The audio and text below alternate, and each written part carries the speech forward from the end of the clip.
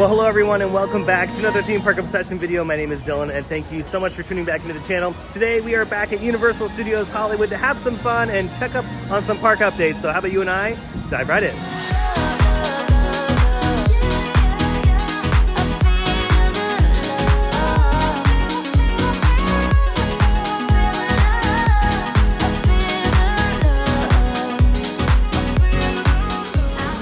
Oh yeah, we've made it back to Universal Studios. We're arriving here around 2-ish, so not too bad. And on today's adventure, Michael is joining me. Oh yeah, you got your Universal Studios hat on, so you're ready to go. Yep, and it's very hot. It's very hot, so yeah, we are dressed accordingly to this. We actually might go see Waterworld first because, yeah, we want to get soaking wet. Hopefully. We'll see. Now that we've made it in the theme park, before we get started with the park itself, I just wanted to talk about a few City Walk things. A couple days ago, Universal Studios invited me out to the Twosome Chocolate Emporium to try some tasty beverages, all their milkshakes, which, by the way, if you don't know, you can get a milkshake to go at City Walk. You do not have to dine at the Twosome Chocolate Emporium to have one of their tasty milkshakes. You can grab and go. Those little mason jars you can keep, and they're plastic, so if you accidentally drop it, it won't break or anything like that. And yeah, you can take it home. Yeah, and if you've never had one of those milkshakes at Twosome's, I highly recommend it. They are so delicious, and they definitely hit the spot on a nice hot day like it is today, because it's like 100 degrees out right now.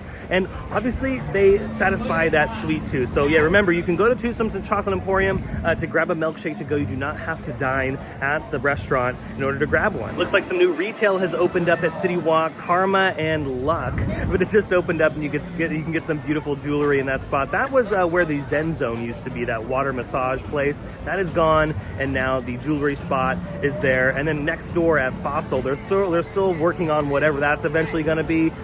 Fossil closed not too long ago, so I'm assuming they're going to come up with some new concept for that particular location as well. And then last but not least, the Starbucks location, that big Starbucks location that was on City Walk, there's a bunch of scaffolding up on that building now, and I'm thinking that they're going to maybe keep the Starbucks because the signage is still up. They haven't taken down the signage of the old Starbucks, so I'm thinking that that will become a just larger Starbucks, because remember, the one above the Antojitos restaurant is temporary, it's not permanent. And those are pretty much all the updates at City Walk.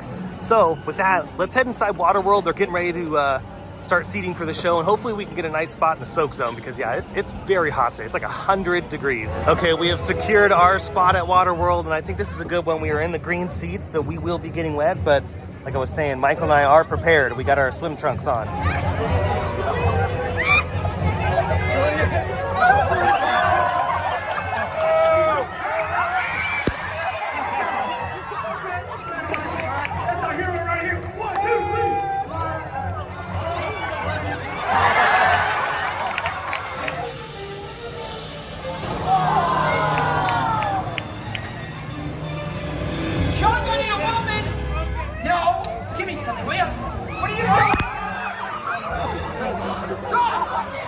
Alrighty, just got out of Waterworld. We got pretty wet, not soaking wet like some of the people around us. It's the way our luck ends up being with that show. It's so unpredictable. You don't really know where the water's going to be going, because everyone does the water tricks a little differently.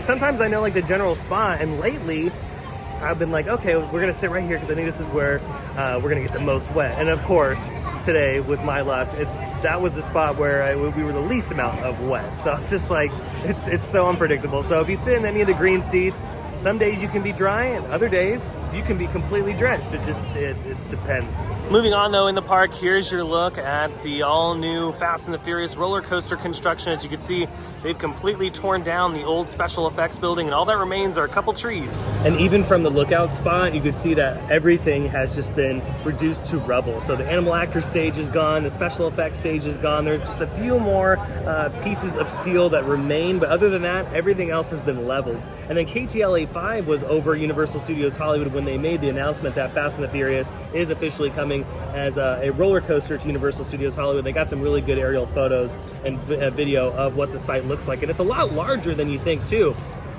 Walking by animal actors and special effects stage for so many years, you think, okay, yeah, this is a big spot, but when they take it all down and you really get a sense of scale, I mean, it's pretty massive. So I'm really looking forward to what the concept's gonna flesh out to be, and we'll probably see workings of the new structure here in probably the next few months. Probably by the end of Horror Nights, we're going to see a lot of movement in this area as far as vertical construction goes on the new roller coaster. Yeah, this still trips me out so much to see just nothing in this spot. It's pretty crazy after so many years getting used to seeing the special effects building and the Animal Actors building, but now nothing. You guys like the SpaceX rocket launch show we got going on the camera too? And yeah, they did this so fast. I mean, just a few weeks, this was a giant building and now it's nothing. And then here's a look at the backside. So yeah, the only bits that remain, it's just like that last section of bleachers and parts of like the ceiling. That's it. Other than that, it's all gone. I hope they keep the sign. I've been saying that for a few weeks now. I hope they keep the Universal City sign. That is a classic piece of Universal history, and I'm sure they will. I'm sure they'll take it apart and put it in storage or something. That'd be cool if they could reuse it or just completely save it in that spot. Now, we still don't know the official layout of the roller coaster. We just know for sure that Universal has confirmed that it is in fact a Fast and the Furious themed roller coaster, but one can assume by the context clues down here that the layout of the ride will be somewhere in this general area because they have all of this fenced off. So yeah, it's gonna be fun to watch over the next few months. Made it downstairs to the lower lot and we're gonna check up on Super Nintendo World. No reservation required today, which is pretty cool. And just like that, we've made it into Super Nintendo World. Oh yeah. Oh my goodness, it's Princess Peach. And here in Super Nintendo World, the newest addition is Toad. Look, we finally got Toad. Over in Japan, they've had Toad for quite some time, so it's nice to see Toad make his appearance here in the United States. Oh, and there goes Toad, done for the set. Don't worry, Toad will be back in a little bit. He's so cute, so darn cute. Yes, yay, goodbye. And of course, Michael and I brought our power-up bands, so let's collect some coins. Yeah, I remember this time being my own. Yeah, Michael didn't forget it, so yeah, here we go. There you go. Oh, you got, yeah, that's right, you got two. Oh yeah, and don't forget these ones. These ones have stacks of coins in them. So maybe Michael and I will go for the achievement today to hit all the blocks in Super Nintendo World. It's pretty difficult because there's quite a few. But if you hit all the blocks in Super Nintendo World, you get achievement coins. Yeah, because remember, a lot of these achievements are repeatable. You can do them over and over and over again and just rack up points that way. Okay, we've jumped in line for the Koopa Troopa Power Punch. Okay, so since Michael and I have played this before, it should get harder. Yeah, I've only played this once, so yeah. Hopefully it should get harder. We'll see. Remember, if you've played the games before and you go back and play them again, you'll get hard mode. They get harder. Yeah, and I think you get extra coins for defeating them on hard mode, so that's pretty cool. Okay, Michael's up. Hopefully he gets it. Remember, you have to time it just right in order for that turtle shell to smash that POW block up there. Oh, okay, you got hard mode. Okay. Now, you gotta be careful. Remember, the timing is totally off. Okay, now try one more time, one more time.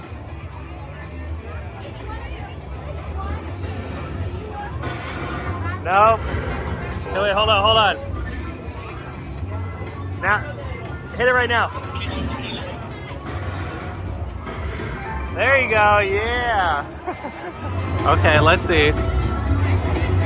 We got the pro out here, so maybe in his first time. Of course. First try. Okay, you gotta get all these coins too, or at least hit all these blocks. Some of them have coins, some of them don't. Well, this one does. Hit that one over there. Okay, I gotta get mine. Okay, nothing. There we go. Boom. That's what I just love about Super Nintendo World. I've done this so many times and I've been playing all these games and you continue to get achievements and you continue to get more coins. It's just really interactive. And I just want Universal to expand on this because it's just so addicting. You don't want to leave. You want to keep just spending time in Super Nintendo World. You want to keep getting those achievements, collecting coins, of course, riding the Mario Kart Bowser's Challenge because you get coins and achievements on that attraction as well. So yeah, there's just, the interactivity is just through the roof here. All right, go ahead and get your power up. Ooh, stack of coins. Okay, that's okay. Hopefully I'll get a power up. I'm gonna try this small box here.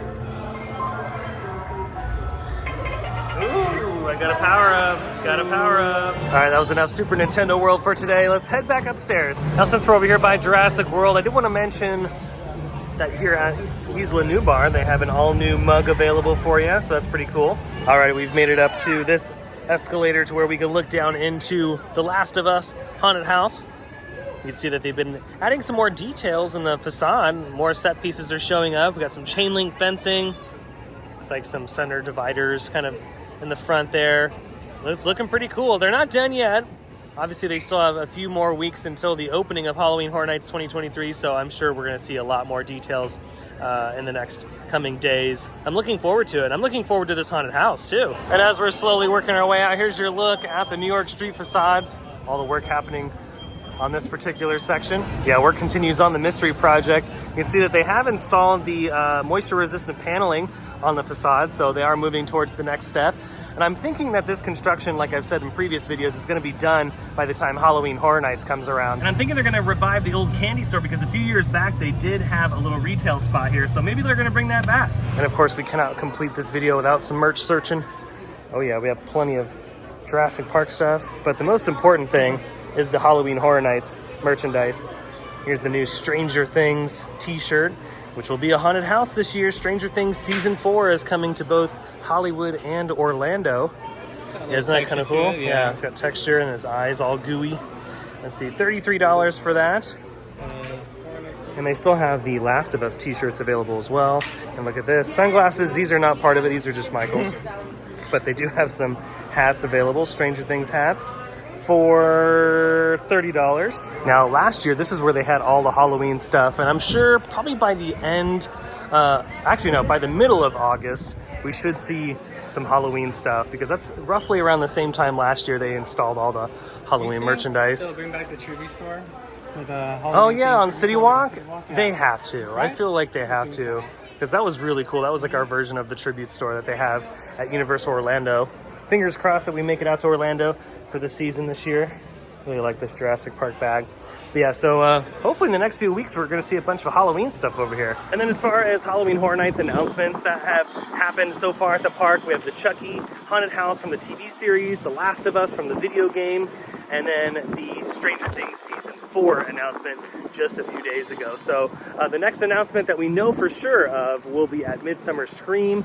John Murdy, who's the creative director of Halloween Horror Nights, he announced on Twitter that he will be revealing the next thing, and we don't know if it'll be a haunted house or something else, but fingers crossed it's a haunted house, because yeah, the announcement season's been a little off this year. Last year we were getting a bunch of announcements by this time, so hopefully we'll get some good stuff at Midsummer Scream. But with that, I think that's going to do it for today's video. That was a pretty good day at Universal Studios Hollywood. I hope you enjoyed the video though. If you did, go ahead and smash the thumbs up button, and if you're new to the channel and you love these videos from Universal Studios Hollywood, consider subscribing, because I have brand new videos every single week.